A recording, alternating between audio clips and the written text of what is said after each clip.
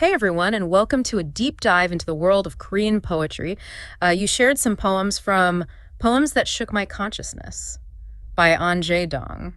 Wow, even the title, just the title alone is Yeah. so It intriguing. really pulls you in, right? It's like, whoa, okay, this is going to be powerful. So something that really like changed his view. Yeah, you're right. You mentioned you're curious about this poet, An Jae-dong, his style, the themes. So let's just get right into it. One of the things that really struck me was just how unusual his entry into the poetry world was. Like, Right. apparently he debuted in not just one or two, Yeah. but five. Five poetry journals and three prose journals, At the same time. all at the same time. Yeah, that is unheard of. Like, even in Korea, which has such a rich literary history and tradition, it's like a literary explosion. Most poets, like, just one journal debut would be amazing. 8, like, that just tells you right away. Okay, there's There's something special going on. yeah, I am hooked already. But then it gets even more interesting. So the source material also mentioned that he took a pretty big break from writing poetry from when he was in his early 20s until his mid 40s. Oh, wow. Yeah, I mean, that's a lot of time. Makes you wonder, like, what was going on in his life? What brought him back to poetry after all that time? It really does. It's such a fascinating question. It's like a mystery. Like, what happened during those years? Did he have life experiences that shaped his voice?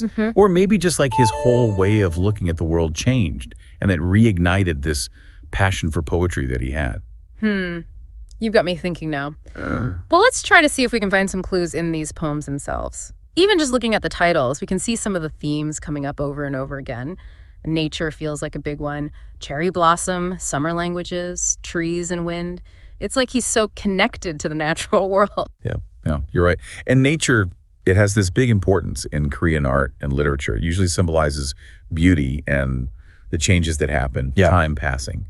I am curious to see how he uses nature in these poems. Like, are they just a background or is there a deeper meaning there? Right. It's like every title is a little window into what's going on in his mind.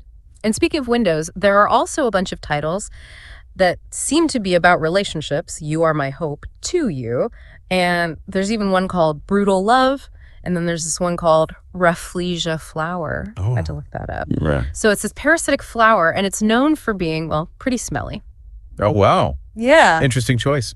Those titles, they really get your imagination going, don't they? They make you wonder about these relationships. Are they romantic? Are they family relationships? Friendships? And then that Rafflesia flower. It's such a strong image. It's almost like he's challenging us to think about beauty in a different way. And it makes me think that these poems, they might not avoid those hard feelings. Yeah. It sounds like he's ready to explore. Oh, for sure. And then there are these titles that are more like big picture questions. The truth, freedom's boundary, life, and then nature is God. I mean, he's clearly really thinking hard about what it means to exist. Yeah. Sounds like he's inviting us all to think about these deeper questions about life. And, since he took such a long break from writing, it makes you wonder if these poems are like his way of dealing with those years of silence, of trying to find meaning and make sense of it all. Yeah. There's one poem in particular that I just keep thinking about, and I think it might give us some clues. My Universe Within. What do you think about that title? Ooh, My Universe Within. It's like he's talking about this vast inner world we each have, a whole universe inside of each one of us. It feels like it's about self-discovery, about exploring those deep parts of who we are. I'm really interested to see how he does this with poetry. Yeah, and the lines in these poems, they're just as captivating as the titles. There's this one line, even if there is no harsh midwinter, how can spring's warmth be known?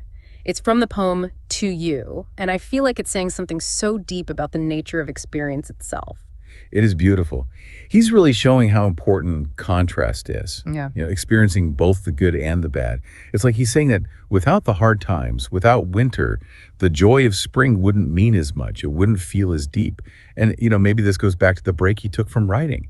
Maybe he needed that time away, that winter, to really appreciate and understand the power of his own poetry, his own spring. That's such a cool connection. Okay, here's another one that I love. It's from the poem Honey Taste, and it goes, the honey taste, I thought it was just sweet, but when a bee stung my head, I also learned that what makes sweetness sometimes hurts so much that my head breaks. Ouch, right. This feels so personal, like it's about a painful experience. Yeah, it does. It's raw and honest. The imagery, it's so strong. Like the sweetness of honey next to the pain of being stung. It makes you think about what he went through. Maybe it's about a relationship or betrayal, or maybe even a creative struggle he had. the honey taste. Maybe that's like the first attraction to something. And the sting is the pain that comes with it. I'm seeing a pattern here. Like even sweet things can have a hidden sting. Oh, Okay, one more before we move on. This one's from Eraser, and it says, the eraser erases unnecessary writing or stains. While erasing, it also becomes smaller. It becomes smaller and eventually disappears. Unless it makes itself disappear, it cannot erase anything else.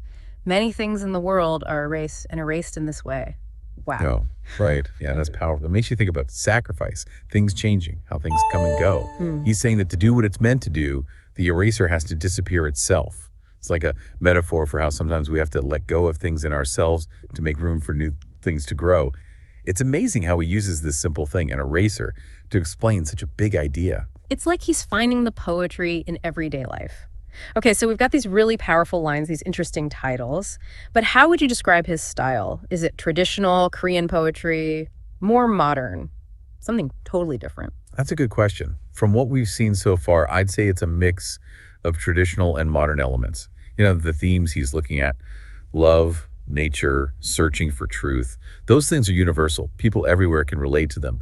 But I want to see how his language, the images he uses, and the form of the poems show how Korean poetry has changed over time. You know, one more thing that keeps popping up is this Korean word, dobdaegi. It means like shells or outer layers.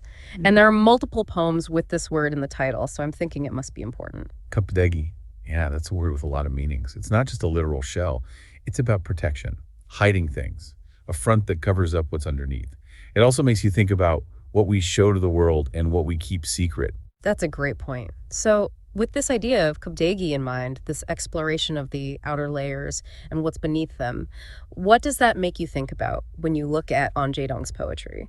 It makes me wonder if these poems are his way of peeling back those layers, both in his own life and in the world around him. Like maybe he's exploring ideas of vulnerability, the masks we all wear, how we try to shield ourselves from the world. And knowing that he took this long break from writing, I wonder if these poems are his way of revealing something more, something that was hidden before. That's a really insightful way to look at it. It's like he's inviting us to go deeper, to see past the surface level, to explore the hidden depths of both ourselves and the world.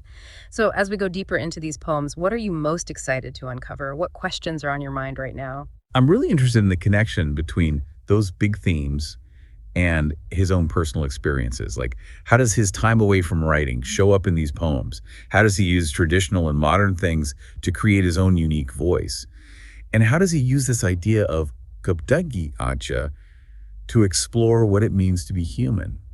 Those are the mysteries I'm ready to try to solve. Me too. I feel like we're about to discover something truly special. Yeah, and that sense of mystery, right? Like there are these layers waiting to be uncovered. It makes this whole deep dive even more exciting. What do you think? Totally. I feel like we're kind of like detectives looking at clues in these poems, Yeah. trying to figure out like, what was this guy thinking? Yeah, and one of the biggest clues is this whole kabdagi aj thing. I just keep thinking about it. It's such a strong image. It's true. You know, it makes me think about how that idea of kabdegi achin could even be about the time he wasn't writing. It's like he built a wall around himself. He was hidden for a while. And now he's coming out of that, like shedding those layers to show something new. Whoa, that's a good connection. Maybe those years when he wasn't writing were when he was changing on the inside, like shedding those old layers so something new could grow. And now, with these poems, he's letting us see that change happen. Like he's letting us peel back the layers of his own kabdegi on twos. Yeah. You know, I'm also really drawn to how he makes everyday things seem really important. Like that line about the simple wooden chair. It's like he's saying that real beauty and strength are in those ordinary things, the things we don't usually notice. Exactly. It's like he's telling us to appreciate the little things, Yeah. right? The things that are always there for us, the things that give us support. And maybe that's another part of what he's doing with these poems. After all, he stopped writing for so long, even though he clearly loved it. So maybe he found comfort in those ordinary moments, Yeah. in those sturdy chairs, so to speak, that kept him going. Okay, let's talk about some of those lines that we loved. You mentioned one from Atuyu that you really liked. Oh yeah, the one about how you can only really feel the warmth of spring after you've been through a harsh winter. It's deep, but it's also simple. And it makes me think maybe he's talking about his own life here. Maybe those years without poetry, maybe that was his winter. a time when he was looking inward and maybe even going through some tough times. And maybe it's because of those experiences, that contrast, that he's able to write such meaningful and strong poetry now. It's like he's saying that those hard times, those winters in our lives, they're not just something we have to get through. They're important for us to learn and grow. They help us really appreciate the good times, the spring moments, even more. Exactly. And it makes me think of that other line you pointed out, the one from Biel about never falling down, even in typhoons or earthquakes. That image of never giving up, of standing strong, even when everything is chaotic, it feels really relevant, especially thinking about his life and his writing. It's like he's showing us this inner strength, this determination to keep going no matter what challenges come up. It's like he's saying we all have that strength inside us, the ability to make it through the storms and come out even stronger on the other side. And maybe that's what makes his poem so powerful. It's not just about pretty words or metaphors. It's about what it means to be human. It's about our ability to bounce back, to grow, to find meaning, even in those really tough situations. There was also that really interesting line from The Truth of Docto, John. The one that said Docto is not just one. It felt like he was saying something bigger, something beyond the actual island. That line is especially interesting because of what Dokdo Island means to Korea. It's been a really controversial place for a time. So when he says Dokdo is not just one, he's making us think about its symbolic meaning.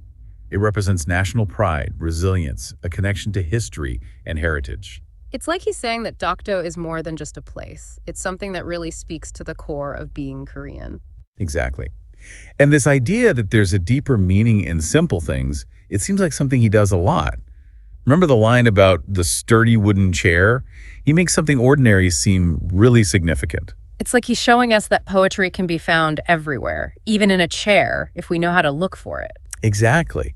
And maybe that's another clue to why he stopped writing for so long.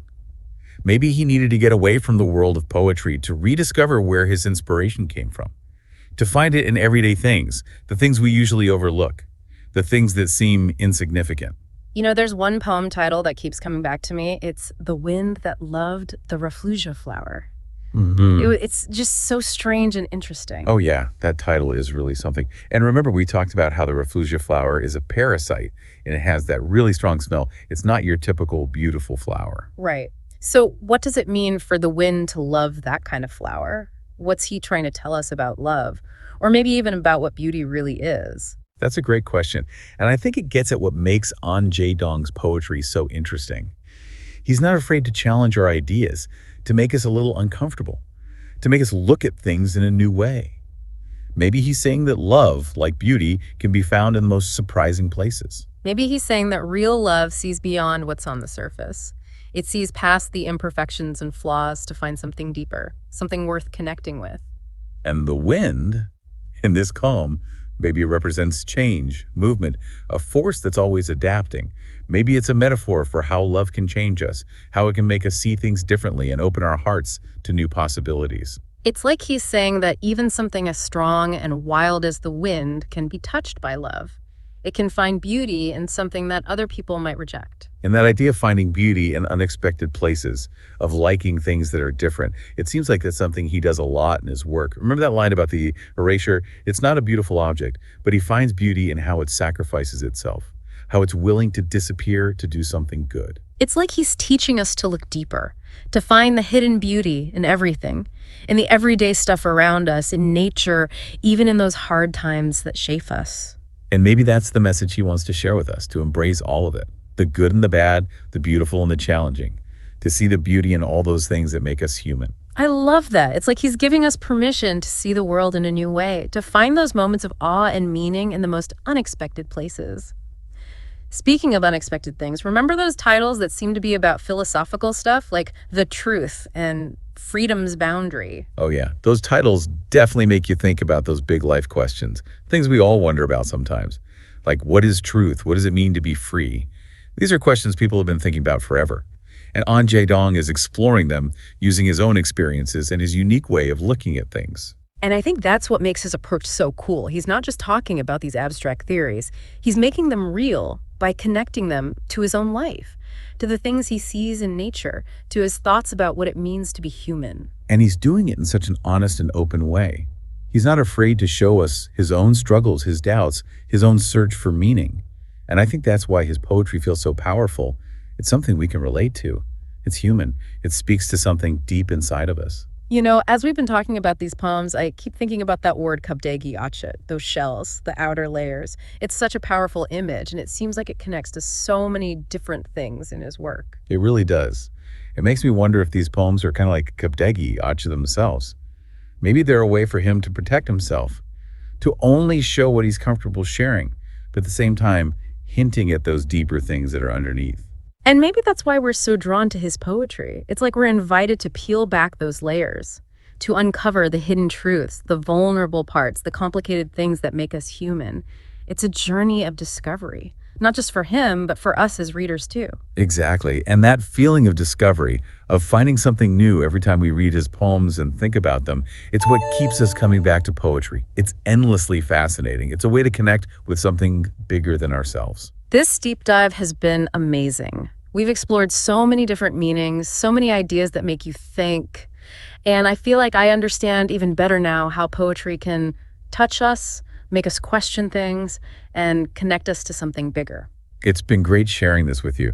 And the most exciting part is that this is just the beginning. There's so much more to discover in An Jae-dong's work, so many more layers to uncover. It's like he's given us a map to this secret world, and now it's up to us to explore it, to find our own meaning, our own connection to his poems. So as we wrap things up, I want to leave you with a challenge. Go back to that title, The Wind That Loved the Rafflesia Flower. Think about that image, that unusual combination. What does it tell us about love? What does it say about finding beauty in things that are different, things that are often overlooked, things that maybe even seem unlovable? Let that image inspire you to explore and find your own meaning in the world. And who knows? Maybe you'll discover your own universe within. Thanks for joining us. We'll see you next time for another deep dive. I feel like we've been on this journey together, right? Yeah. Unpacking these poems, finding all these layers of meaning. And I think what's really hitting me now is how An Jae-dong combines all this deep thinking with this real sense of longing. Like he's yearning for connection. You're right. It's like he's looking for truth, for meaning, but also for love. Like he wants to belong, find his place in the universe. Remember that line from My Universe Within? Yeah. The one where he says he wants to be in someone else's universe if they have room for him. It's like, that sums it all up. It's so vulnerable and honest. It makes you think about all the ways we look for connection. Through love, through nature, through art, even through these big questions about life. We're all just trying to figure out where we fit in, right? Yeah. And I think that's why these poems speak to so many people, even if you don't know anything about Korean culture. They talk about those things we all experience, those desires that connect us all as humans. It's like he's reminding us that we're not alone in those struggles, in wanting those things. And that even when things are hard, even when we're thinking about those big existential questions, there's still beauty out there. There's still connection to be found. Absolutely. And he finds that beauty in the most surprising places. Remember that line about the chair from Chair. The one about how he feels more affection for the sturdy, plain wooden chair. It's like he's saying that real strength and beauty aren't about how things look. They're about the things that last, the things that support us and make us feel safe, even if they're not fancy or flashy. That one really stayed with me too. It makes you think about resilience, like being strong enough to handle whatever life throws at you. Maybe it's about finding that strength in those simple, everyday things, the things that ground us. I like that. And it connects back to his journey, to him taking a break from writing. Maybe he found that resilience in those ordinary moments, in just living life, observing things, connecting with the world. And maybe it's that resilience that brought him back to poetry, that helped him find his voice again and share what he learned with us. It's like he's saying that we can find beauty and strength in the most unexpected places, if we're open to it.